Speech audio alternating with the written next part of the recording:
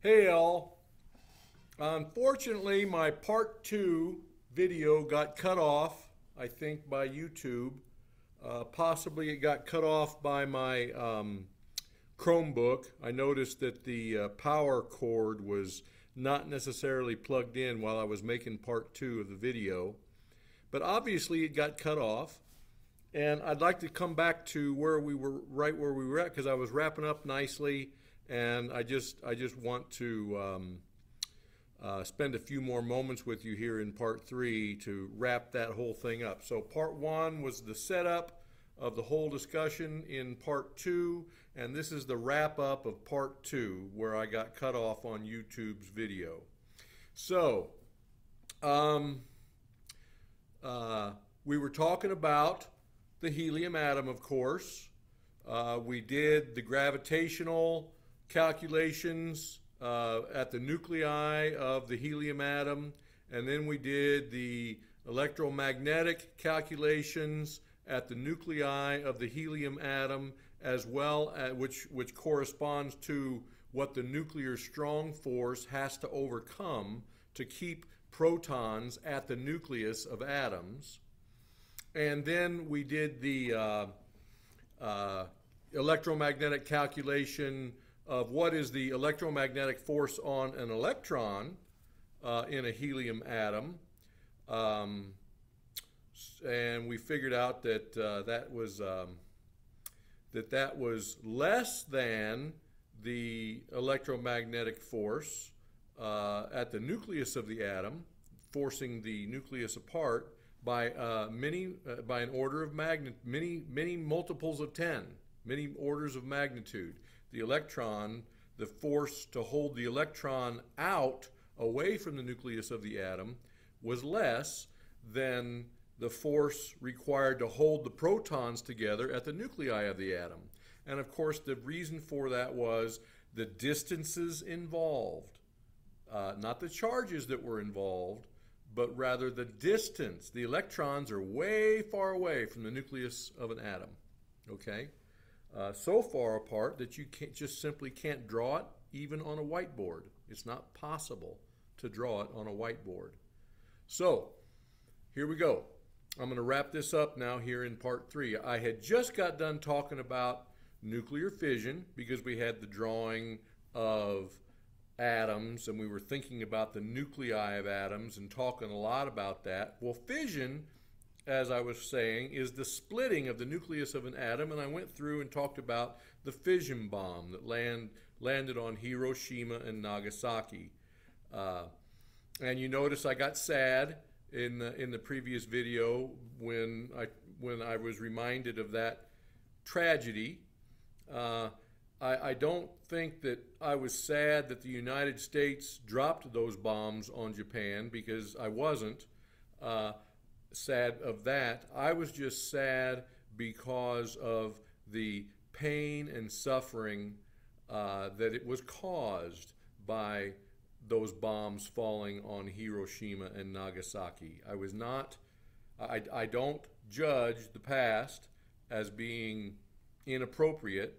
The people of Japan were a warring people. They started it. And if you look at the history of World War II and you understand all that was happening at that time, the decision to drop the atomic bombs on Hiroshima and Nagasaki was, in a sense, justified. Okay? It's debatable whether it was justified or not. Okay? And I'm not going to enter into that debate with this discussion about the nuclear strong force, the nuclear weak force, gravity force, and electromagnetic force. Okay? Again, I was sad because of all the destruction that came about during World War II. The Japanese should not have been behaving the way they were toward their fellow man. That's the bottom line. And so if there was a justified war, which there is a justified war theory that a person can enter into, you could argue easily that that was self-defense, dropping that atom bomb on Nagasaki and Hiroshima. It could have been, as very arguably, self-defense. And I feel sorry for the people that suffered because of it. And they still suffer today because of it. And we need to remember that occurrence. And we need to dive into that occurrence. And we need to evaluate that so history doesn't repeat itself. Okay? I want you all to think about that for a moment and pray about it. I'll just hold here in silence. Okay, so I talked about a fission bomb and how a fission bomb is made with uranium-235 element. Now, you'll remember that everything with an atomic number greater than 92 of uranium is radioactive. It doesn't stay around very long. You can't walk up to it here on Earth and pick it up. Okay? It doesn't exist because it's radioactive and it decays. It throws off alpha particles. It throws off bigger pieces than that if you're bigger than 92. So uranium 92 is the biggest element that we have that is, quote, stable. Okay? And even isotopes of uranium are not stable, as you understand, the fission aspect of uranium-235. Now, let's move on to fusion. Fusion nuclear reactions. Okay? What's going on at our sun, our solar system's sun? You have hydrogen atoms, and you have helium atoms.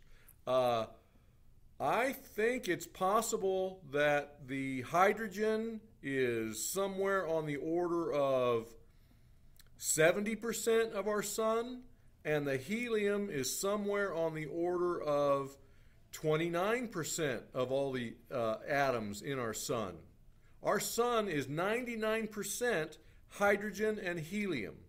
Okay, I know that for a fact. I can't remember the percentages of hydrogen and helium off the top of my head right now. But it is all hydrogen and helium, pretty much, 99% that. These are the two smallest elements in nature.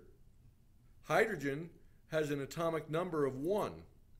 It has 1 electron. It has 1 proton, most typically at the nucleus of the atom. There's also an isotope of that for hydrogen, where 1 neutron is there with the proton in hydrogen. That isotope in hydrogen occurs, and it also has 1 electron, right? But it's called heavy hydrogen, okay?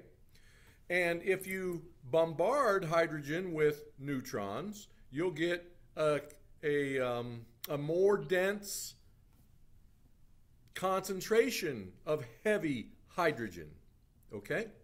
So when you get a capsule full of heavy hydrogen, which is a complicated process, you are not going to be able to do that if you go out and try to do that. There'll be oversight that will keep you from doing it, first of all. But at the other end of the spectrum, it's just ridiculously difficult. It took many scientists to figure out how to do it.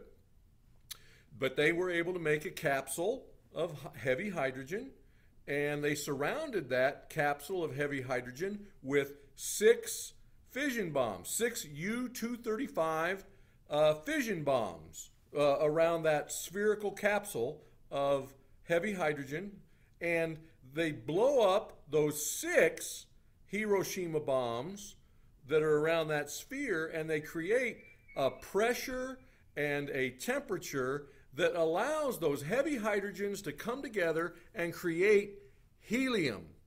So the 2 nuclei of the heavy hydrogens with their 2 electrons come together and make a helium atom. Okay? And mass is given up when that happens. I don't know how much per per cycle of two heavy hydrogens becoming a helium atom. I don't know how much mass disappears from the universe, if you will, but you do remember Einstein's theory of relativity, where he came up with E is equal to mc squared. So all the mass that disappears from the difference between the mass of two hydrogen atoms becoming a helium atom creates energy. Okay? And that is called a fusion bomb.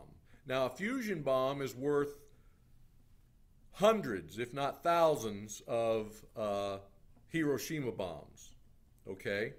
And so you, for some reason, that fusion process is just incredible. And that's what's happening at our sun. Deep within the sun surface, you have pressure and temperature that causes heavy hydrogens to combine, okay? Because there's neutrons flying around there, forming heavy hydrogens, and etc. So it's a slow burn. It's like trying to burn wet wood, okay? So you have to create the heavy hydrogens to make the helium, and it happens because it's so hot that the kinetic energy of the atoms in the sun are such that they are protons and neutrons at the nucleus of an atom are no longer congealing. Okay? They are kind of free. And the electrons are free at those high temperatures as well, because their vibration state is so extreme that it's like water. You know, you have frozen ice that gets so excited that now it becomes a liquid, and that liquid becomes a gas as the temperature continues to increase. Well, the same thing happens at the subatomic level. Electrons are no longer able to be held by an atom.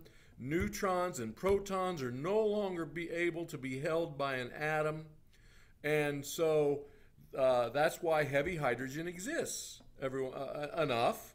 It comes into existence, and then as two heavy hydrogens collide in the muck of neutrons and protons and electrons, then they become a helium atom, and then energy is given off like crazy. And then I don't know if the helium atom sticks around. It's pretty stable. It's a very stable atom. I'm not sure if helium atoms are dispersing again into the muck of neutrons and protons and electrons. They possibly could be, or it could be that helium atoms are more stable as helium atoms, and therefore they don't come apart in the energy of the sun, the energy that the sun has. I don't know whether that is true. So anyway, but that is fusion, when two heavy hydrogens run into each other and they become a helium atom. That's called nuclear fusion. So uranium-235, nuclear fission, heavy hydrogens, nuclear fusion, become helium. And so anyway, I wanted you to know about that.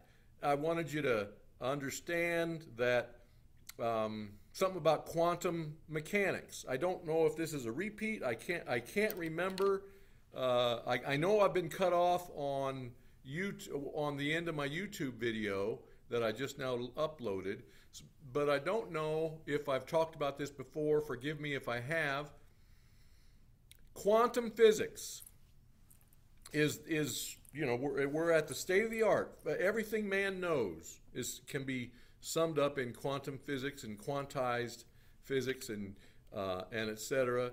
And I won't get as deep into it as you may have already heard this discussion on the quantum physics, but there are waves that quantum physics or quantum mechanics talks about. They talk about all particles being in the form of a wave, right? And they do their math to explain phenomena in nature that we see using the wave mechanics of quantum physics. But there is no quantum physicist that can explain or understands how you get from wave mechanics into reality, okay? That whole idea of the wave that explains what we observe in nature is a good one, and I think sound, and I get it, and I'm happy that we're able to understand nature using the model of waves, but nobody can explain how waves become reality, okay?